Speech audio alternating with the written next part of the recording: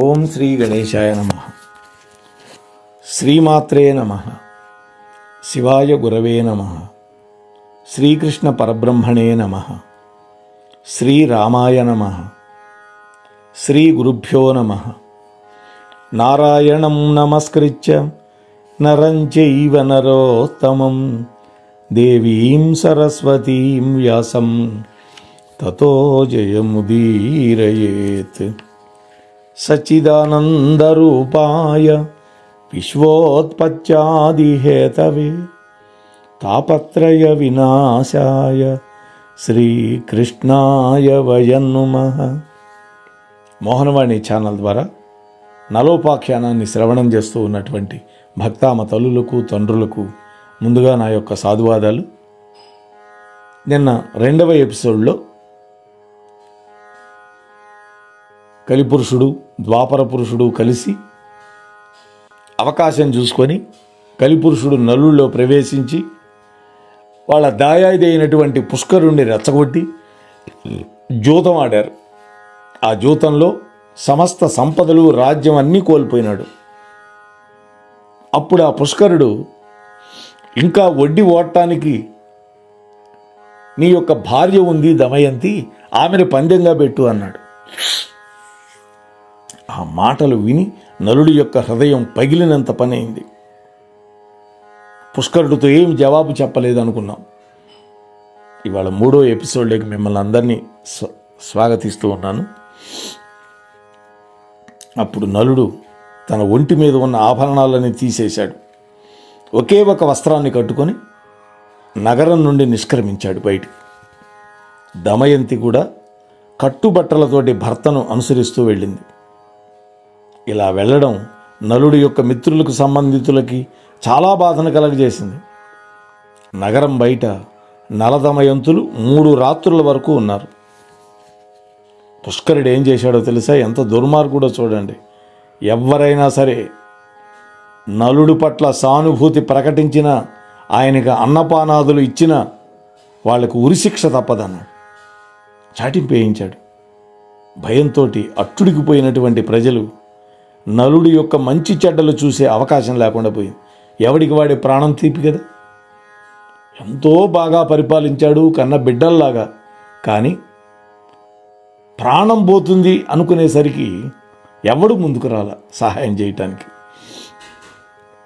ఈ విధంగా నలమహారాజు తన నగరం బయట 3వ రోజు రాత్రి వరకు కేవలం మంచినీళ్లు మాత్రమే తాగి ఉండవలసిన పరిస్థితి వచ్చింది.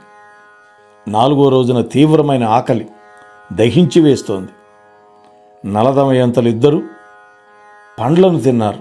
అక్కడ నుండి ముందుకు బయలుదేరారు.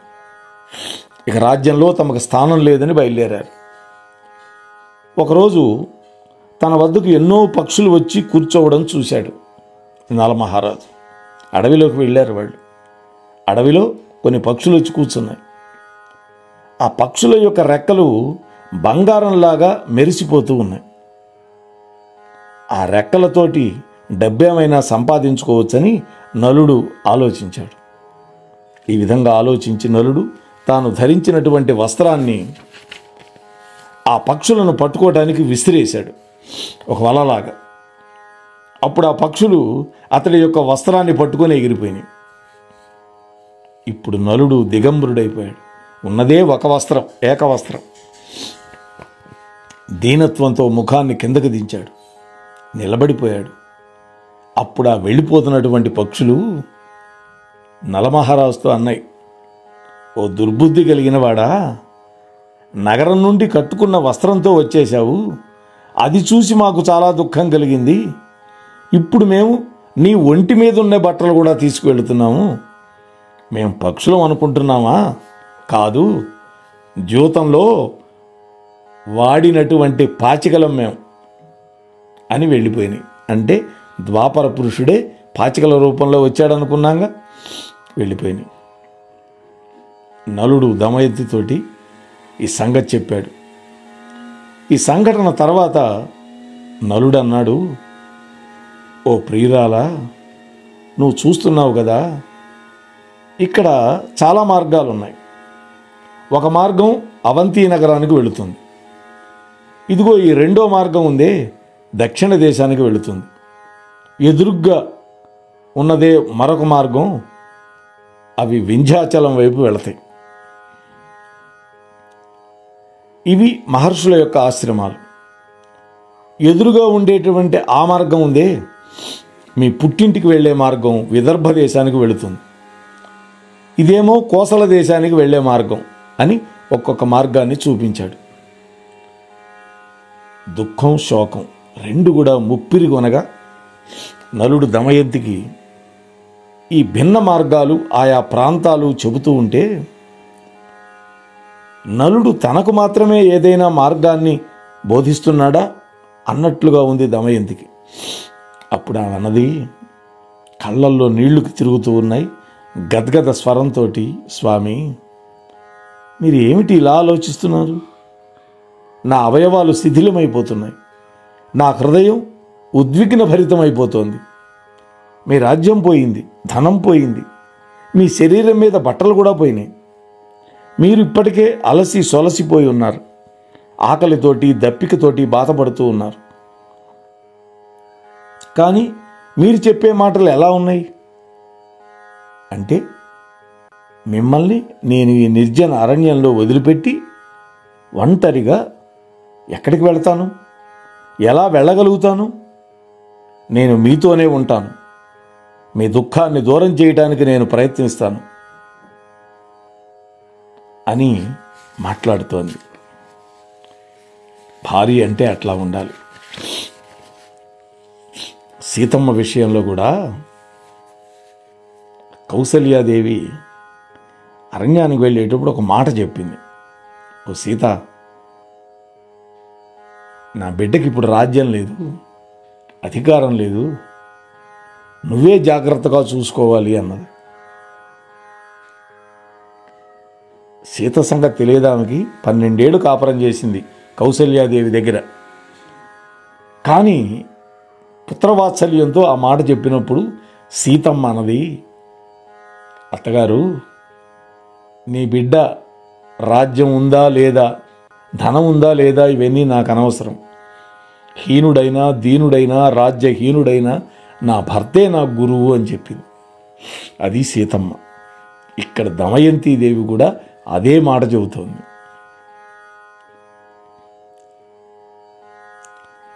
అద్భుతమైన పద్యాలు ఇక్కడ ఒక రెండింటిని మనం అనుసంధానం చేసుకోవాలి. నన్నయ్య గారి పద్యాలు. అధిక దుఃఖ రోగార్తునకు ఔషధంబై సురుచిరంబుగ భార్యయ చూవెయందు వనర భార్యా సమేతుడై ఉన్నవానికి ఎంతలయును ఆపద వెరుకపడవు. బా, ఏమి పద్యమో చూడండి. అధికమైనటువంటి దుఃఖం ఉండేవాడికి, రోగంతో ఆర్తి పొందిన వాడికి ఔషధం ఏమిటి అంటే భార్య అన్న. భార్య గొప్ప ఔషధం. ఎవరికి? అధికమైనటువంటి దుఃఖంలో ఉండేటటువంటి వాడికి, రోగార్తుడైనటువంటి వాడికి. అందువల్ల భార్యా సమేతుడై ఎవడైతే ఉంటాడో వాడికి ఎంత పెద్ద ఆపద వచ్చినా వాడిని ఏం చేయలేదు అని మొదటి పద్యంలో చెప్పింది. రెండో పద్యంలో అంటుందమ్మా, అలసినెడ డస్సినెడ ఆకలి దప్పియునైన ఎడల కడుకొని ధరణీతలనాథ పురుషునకు ఇమ్ముల భార్యయ పాచు చిత్తమున దుఃఖంబుల్. ఆహా, అలిసిపోయినప్పుడు, దప్పికతో ఉన్నప్పుడు, ఆకలవుతూ ఉన్నప్పుడు భార్య పురుషుడికి అతడి మనస్సులో ఉండేటువంటి కష్టం అంతా కూడా పోగొడుతుంది. అది భార్య యొక్క వైభవము అని చెబుతోంది. అందువల్ల నాథ, మీకు రాజ్యం ఉన్నా ధనం ఉన్నా లేకపోయినా నేను మిమ్మల్ని విడిచిపెట్టను అని భర్తకి ధైర్యం చెబుతోంది, భర్తకి దుఃఖం పోగొడుతోంది. అప్పుడు నలుడు అన్నాడు, ఓ ప్రియా, నీవు చెప్పేది బాగానే ఉంది. భార్య భర్తకి స్నేహితురాలు, ఔషధం, ఈ మాట నేనేం కాదంటం లేదు. కానీ నిన్ను నేను వదిలిపెట్టి వెళ్ళాలి అనుకోవడం కూడా లేదు. ఆ విధంగా నేను ఊహించుకోవటం కూడా లేదు. నువ్వు ఎందుకు ఇలా సందేహిస్తున్నావు నన్ను అన్నాడు. వెంటనే దమయంతి అంది, మీరు నన్ను విడిచిపెట్టడానికి ఇష్టపడను అంటున్నారు కదా, మరి మా పుట్టిల్లైనటువంటి విదర్భ దేశానికి మార్గం గురించి నాకెందుకు చెబుతున్నారు? సీతారాముల మధ్య కూడా ఇలాంటి సంభాషణే జరిగింది వనవాసానికి వెళ్ళటానికి ముందు. రాముడు ఏమన్నాడు? అడవిలో పుల్లు ఉంటాయి, సింహాలు ఉంటాయి, రాక్షసులు ఉంటారు, నగరంలో ఉన్నట్టు హంసతూలిక తల్పాలుండవు, నేల మీద పడుకోవాలి, ఎన్నో చెప్పాడు ఆపటానికి. కానీ ఆమె ఒప్పుకోలే. మీరు అడవిలో ఉంటే అదే నాకు అయోధ్య, మీరు లేని అయోధ్య నాకు అడవి కంటే తక్కువ అన్నది. ఇది సీతమ్మ మాట. ఒప్పించి మెప్పించింది. మా నాన్నగారు మిమ్మల్ని పెళ్లి చేసేటప్పుడు ఛాయైవా అనుగతా సదా అని కదా చెప్పాడు.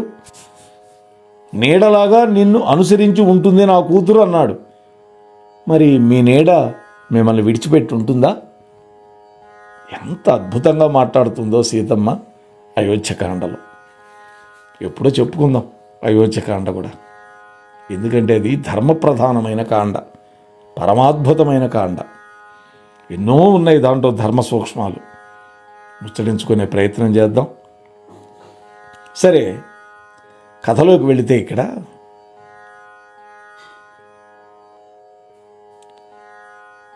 అయినప్పటికీ మీ మనస్సు కొంచెం ఊగిసలాడుతోంది అని నాకు అనిపిస్తోంది, నాకు అనుమానం వస్తోంది. అంతకంటే ఏం లేదు నాథ. మీరు అక్కడికి ఇక్కడికి వెళితే ఆ వెళ్ళేటటువంటి మార్గాలను చెప్పడంలో నాకు చాలా దుఃఖం కలిగింది, అంతే, అందుకని నేను ఇలా అంటున్నాను అన్నది. ఒకవేళ మీరే గనక నన్ను నా తండ్రి వద్ద కానీ నా బంధువుల వద్ద కానీ ఉంచి పెడదామని భావించారా, ఆ ఉండడం ఏదో కష్టమో సుఖమో ఇద్దరం కలిసే ఉందాం.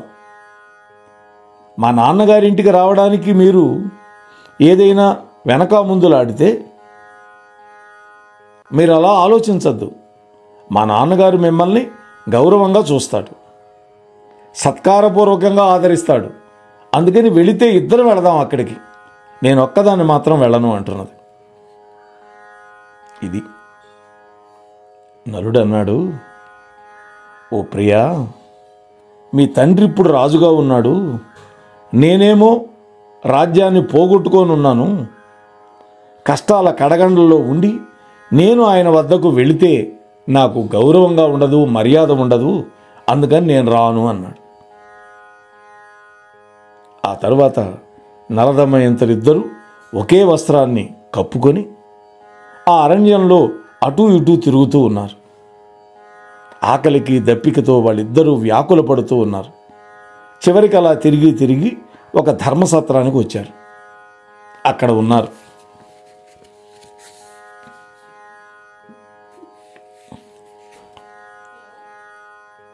బృహదశ్వ మహర్షి చెప్తున్నాడు, ఓ ధర్మరాజా, వింటున్నావు కదా, ఆ సమయంలో నలమహారాజు యొక్క శరీరం మీద వస్త్రం లేదు, ఆ పావురాలు తీసుకెళ్ళిపోయినాయి, పాచికలు.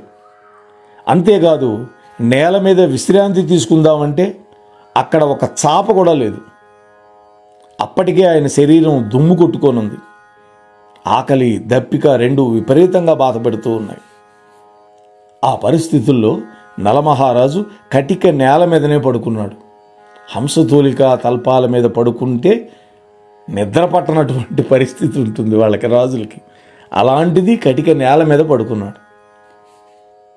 దమయంతికి తన జీవితకాలంలో అలాంటి దుర్భర పరిస్థితి ఏనాడు ఎదురైంది లేదు. పుట్టింట్లో భోగాలు అనుభవించింది, ఇక్కడికి వచ్చి భోగాలే అనుభవించింది. పరమ సుకుమారి అయినటువంటి ఆమె, అసూర్యం పశ్య ఆమె, అంటే ఎండ కన్నెరుగునటువంటి ఇల్లాలు ఆ తల్లి. ఇద్దరు కూడా పడుకున్నారు. ఆమె బాగా అలసిపోవటం వల్ల నిద్రపోయింది. దమయంతి నిద్రపోయిన తర్వాత నలుడికి నిద్రాభంగం అయింది. నలుడికి నిద్ర పట్ల, పాపం ఆమె స్త్రీ కదా, అలసిపోయింది, నిద్రపోయింది ఆదమరిచి. ఈ విధంగా అనడం కంటే శోక వ్యాకులాల కారణంగా నలమహారాజుకి నిద్ర రావట్లా. ఇది నిజం. మన కార్యక్రమాలు నచ్చితే ఒక లైక్ చేయండి, మాకు ఎంతో ఎంకరేజ్మెంట్గా ఉంటుంది. అలాగే కామెంట్ చేయండి. కామెంట్ చేస్తే మేము మంచి క్వాలిటీ కంటెంట్ అందించడానికి దోహదపడుతుంది. ఆడియోస్ని షేర్ చేయండి. ఆడియోని షేర్ చేస్తే మన ఛానల్ అభివృద్ధి చెందడానికి ఉపయోగపడుతుంది. ఇంతవరకు మన కార్యక్రమాన్ని చూస్తూ ఎంజాయ్ చేస్తున్నట్లయితే, ఒకవేళ సబ్స్క్రిప్షన్ కనుక చేయలేకపోతే ఇప్పుడే ఈ క్షణమే సబ్స్క్రైబ్ చేసుకుని ఆ పక్క నుండి బెల్ బటన్ మోగించండి. వినండి, వినిపించండి, వింటూనే ఉండండి మోహనవాణి తెలుగు పోడ్కాస్ట్.